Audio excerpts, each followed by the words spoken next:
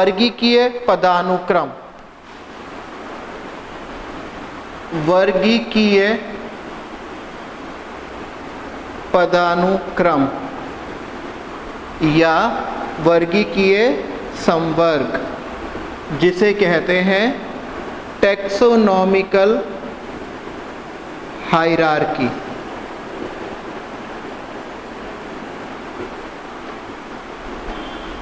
जैसे हमने पहली कक्षाओं में पढ़ा है 8वीं 9वीं में कि कोशिका विज्ञान में भी एक कोशिकीय पदानुक्रम होता है, जिसकी सबसे न्यूनतम इकाई होती है जाति।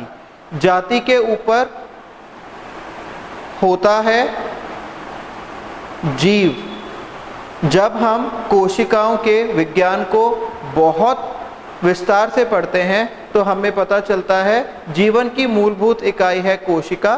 कोशिकाएं संयोजित होकर बनाती हैं ऊतक, ऊतक संयोजित होकर बनाते हैं ऊतक तंत्र, ऊतक तंत्र से बनता है अंग, अंग से बनता है अंग तंत्र और अंततः अंग तंत्र से बनता है जीव। जब हम पारिस्थितिकी में जाते हैं तब वहां पर भी पारिस्थितिकीय पदानुक्रम होता है।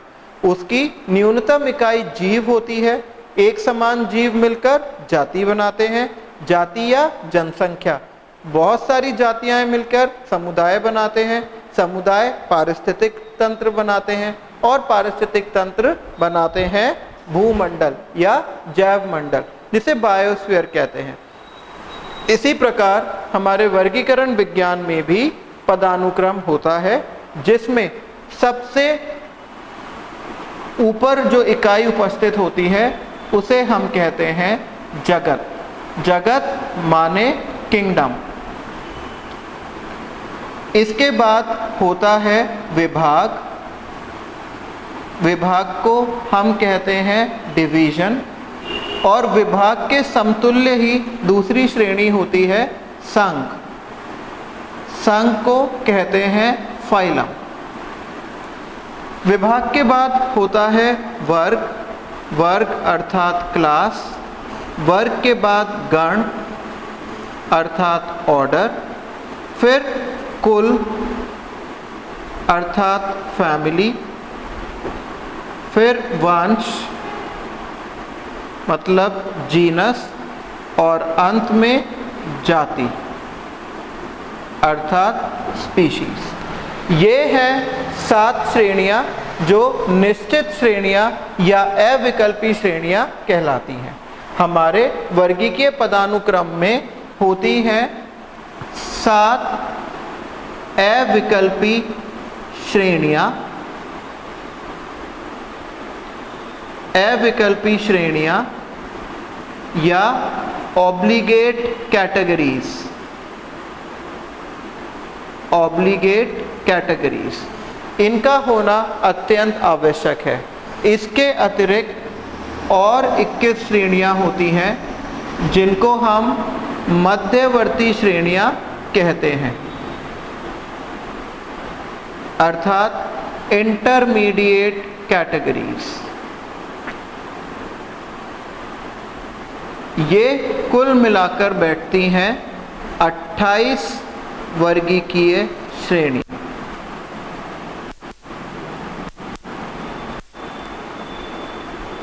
अर्थात 28 टैक्सोनॉमिकल कैटेगरीज।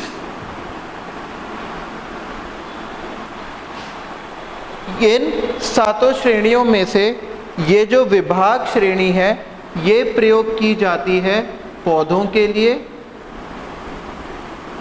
और इसकी जो समतुल्य श्रेणी संघ है वो उपयोग की जाती है जंतुओं के लिए। अब इन 7 श्रेणियों के अतिरिक्त भी और श्रेणियां होती हैं जिनको हम कहते हैं मध्यवर्ती श्रेणियां। मध्यवर्ती श्रेणियां। इन मध्यवर्ती श्रेणियों में सबसे ऊपर आता है जीवन,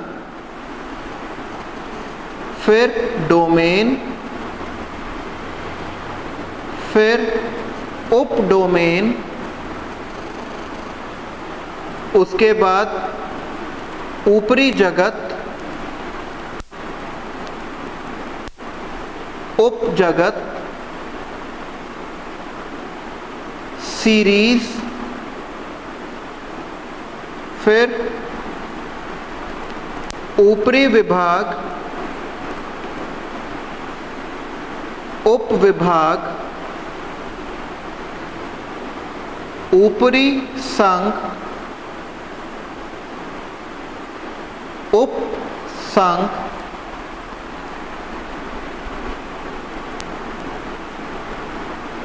ऊपरी वर्ग, उपवर्ग, इंफ्रावर्ग, ऊपरी गण, उपगण, इंफ्रागण, ऊपरी कुल, उपकुल, ट्राइब, ऊपरी वंश, उपवंश,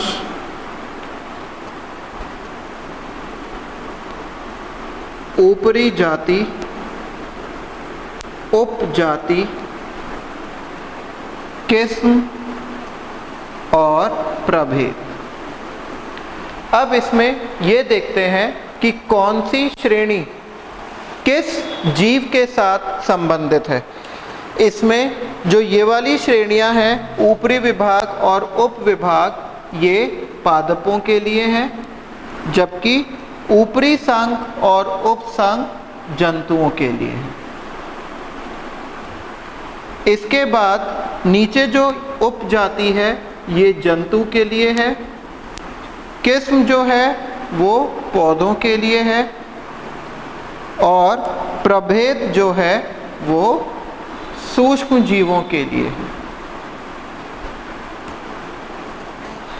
इन जातियों को हम 21 संख्या में कैसे गणना कर सकते हैं। देखिए, अगर हम पौधों के लिए देख रहे हैं तो 1 2 3 4 5 6 7 8 9 10 11 12 13 14 15 16 17 18 19 20 और 21वीं किस्म। ऐसे ही जंतु के लिए देखेंगे तो इनको नहीं गिनेंगे, इनको गिनेंगे और 21वीं इसको गिनेंगे। ऐसे ही सूक्ष्म जीवों में पादपों वालों को गिनेंगे और 21वीं प्रभेद को गिनेंगे। इन सब जातियों में आपको इनका क्रम याद नहीं करना है, परंतु ये ध्यान देना है इन सब उप श्रेणियों में ट्राइब नामक मध्यवर्ती श्रेणी अत्यंत महत्वपूर्ण है। ये उपकुल के बाद आती है और ऊपरी वंश से पहले आती है, मतलब ये यहाँ पर कहीं स्थित होती है। तो आपसे पूछा जाएगा ट्राइब श्रेणी कहाँ पर स्थित होती है, आप कहेंगे वंश के बाद, कुल के बाद तथा वंश से पहले। अब हम यहाँ पर चलते हैं आगे और हम इन सातों वर्गीकीय श्रेणियों में मनुष्य का वर्गीकरण पढ़ते हैं। मनुष्यों को रखा गया है सबसे पहले मनुष्य का वर्गीकरण।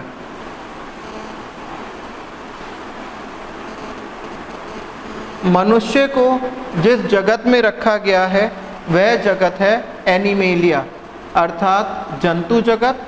हमारा संघ है कॉर्डेटा, कॉर्डेटा क्योंकि हमारे अंदर रीढ़ की हड्डी पाई जाती है। हमारा वर्ग है मैमेलिया, अर्थात स्तनधारी। हमारे यहाँ स्त्रियों में या मादाओं में स्तन पाए जाते हैं। उसके बाद हमारा गण है प्राइमेटा, हमारा कुल है होमिनिडी, हमारा वंश है होमो और हमारी जाति है सैपियंस। क्योंकि ये वैज्ञानिक नाम है इसलिए हम इसको रेखांकित करेंगे। इसी प्रकार आम का वर्गीकरण है। आम को प्लांटी जगत माने पादप जगत में रखा जाता है। ये आवृत बीजी है, मतलब ये पुष्पीय पादप है, इसलिए इसका विभाग है एंजियोस्पर्मी। आम के बीज को 2 बीज पत्रों में तोड़ा जा सकता है, इसलिए इसका वर्ग है डाइकोटिलीडनी। डाइकोटिलीडनी मतलब द्विबीजपत्री। इसका गण है सेपिंडेल्स।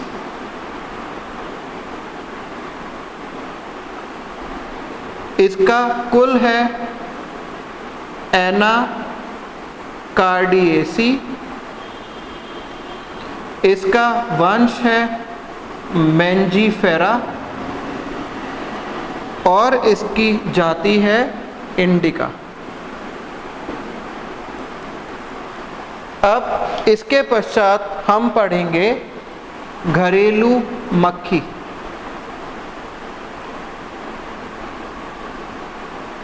घरेलू मक्खी का भी जगत है जंतु।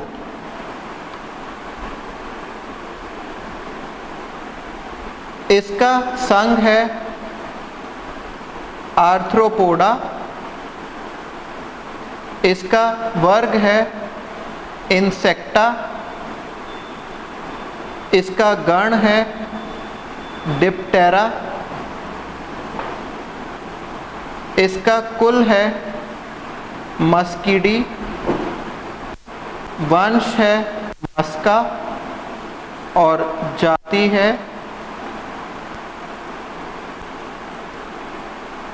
डोमेस्टिका। तो इस प्रकार घरेलू मक्खी का वर्गीकरण। अब आखिरी में हम पढ़ेंगे गेहूं का वर्गीकरण। गेहूं संबंध रखता है पादप जगत से। ये भी पुष्पीय पौधा है अर्थात एंजियोस्पर्मी, लेकिन इसके बीज, इसमें सिर्फ एक ही बीज पत्र पाया जाता है, इसलिए ये एक बीजपत्री अर्थात मोनोकोटिलिडनी का सदस्य है। मोनोकोटिलिडनी। इसका गण है पोएल्स। इसका कुल है पोएसी। इसका वंश है ट्रिटिकम और इसकी जाति है एस्टिवा। इस प्रकार से ये 4 जीवों का वर्गीकरण है। अब पुनः लौटते हैं अपनी वर्गीकीय श्रेणियों पर। ये हैं हमारी 7 अविकल्पी श्रेणियां। अब जंतुओं पर आते हैं, हमारे अपने ऊपर आते हैं। हमारा जगत जंतु, संघ कॉर्डेटा, वर्ग मैमेलिया, गण प्राइमेटा, कुल होमिनिडी, वंश होमो और जाति सैपियंस। अब बात करते हैं मनुष्य जाति की। मैं आपको पढ़ा रहा हूँ, आप मेरी क्लास के छात्र हैं। हम लगभग संख्या में 30 से 40 लोग हैं। तो आप देखिए हमारे सबके लक्षण काफ़ी मिलते हैं। 2 आँखें, 1 नाक, 1 मुंह, 2 कान, बाल, 2 हाथ आदि। हमारे अंदर जो समानताएं हैं वो है 99.9%, अर्थात हम सभी लगभग एक दूसरे से समान हैं।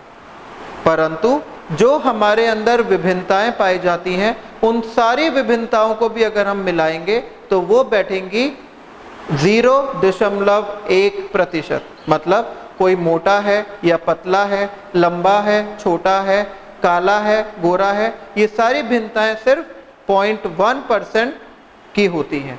अब थोड़ा सा ऊपर चलते हैं, गण में चलते हैं। हमारा गण भी प्राइमेटा है और बंदरों का गण भी प्राइमेटा है। हमारे और बंदरों के अंदर बहुत सारी समानताएं होती हैं, उनके बैठने का तरीका, उनके हाथ, मुंह इत्यादि। परंतु उनके पूंछ होती है, हमारी नहीं होते।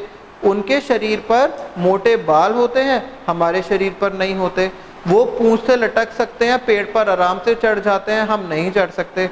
इसका तात्पर्य है कि हमारे और उनके अंदर समानताएं तो हैं परंतु भिन्नताएं बढ़ती जा रही हैं।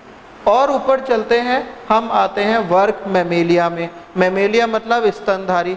मनुष्य भी मैमेलिया का सदस्य है, बंदर भी है, लंगूर भी है, और गाय, भैंस, बिल्ली, ये सभी स्तनधारी जीव हैं जो बच्चों को जन्म देते हैं और स्तनपान कराते हैं। परंतु मनुष्य और बिल्लियों में बहुत फर्क है, मनुष्य और गायों में बहुत फर्क है। जैसे हमारी जो विस्थापन या गति होती है वो 2 पैरों पर होती है, गाय में और बिल्ली में वो 4 पैरों से चलते हैं। हम एक बार में अधिकांशतः एक संतान को जन्म देते हैं, वो 2 से अधिक संतानों को जन्म दे सकते हैं। तो ये सारी विभिन्नताएं ऊपर जाते जाते बढ़ती जाती हैं। अब आ जाते हैं जंतु जगत में। हम भी जंतु, गाय, भैंस, बिल्ली, बकरी भी जंतु, चींटी भी जंतु, मकड़ी, छिपकली, कॉकरोच, ये सभी अलग अलग प्रकार के जंतु हैं जिनसे हमारी समानताएं कम और विभिन्नताएं ज़्यादा होती हैं। इसलिए हम कह सकते हैं कि जैसे जैसे हम वर्गीकीय पदानुक्रम में ऊपर की ओर बढ़ते हैं वैसे वैसे समान लक्षणों की संख्या में कमी उत्पन्न होती रहती है। जैसे जैसे हम ऊपर जाते हैं समान लक्षणों में कमी आती है, परंतु जैसे जैसे हम इस पदानुक्रम में नीचे की तरफ आते हैं वैसे वैसे समान लक्षणों की संख्या में